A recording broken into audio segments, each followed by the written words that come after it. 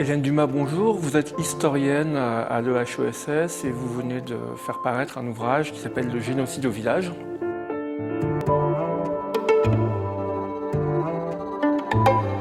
Oui, alors on ne peut pas penser le génocide des Tutsis sans les deux logiques. En réalité, sans cette logique d'État, donc si le génocide a pu connaître une ampleur aussi importante, c'est parce que l'État rwandais a investi toutes ses ressources matérielles et humaines dans l'exécution des massacres. Ça, c'est très clair. Cette dimension étatique, on la retrouve dans les autres génocides, mais s'adjoint donc à cette première dynamique une autre logique qui est celle horizontale, donc celle qui traverse les micro-sociétés de la famille, des paroisses, du voisinage.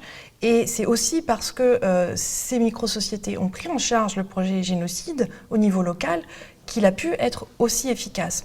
C'est des logiques d'ailleurs que les historiens de la Shoah retrouvent aussi maintenant parce qu'il y a des études beaucoup plus fines sur la Shoah à l'Est par exemple, où on voit très bien que certaines initiatives locales vont ensuite être avalisées par l'État central. Et il y a un peu les mêmes dynamiques au Rwanda, mais de manière beaucoup plus concentrée et beaucoup plus visible.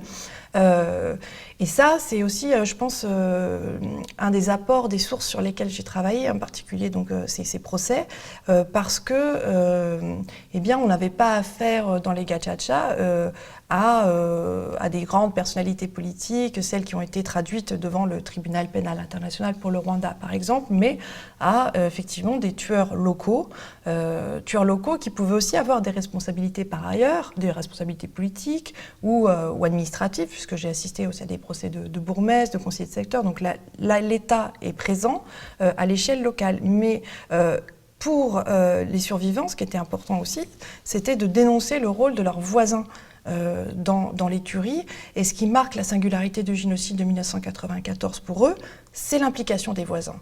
Parce qu'ils disaient, ceux qui ont connu des épisodes de violence antérieure contre les Tutsis, que ce soit en 1959 ou dans les années 60 ou encore en 1973, eh bien, ils disent tous que pendant ces périodes-là, eh bien, les voisins protégeaient, les voisins rendaient les biens pillés, les femmes, par exemple, aussi protégeaient les enfants.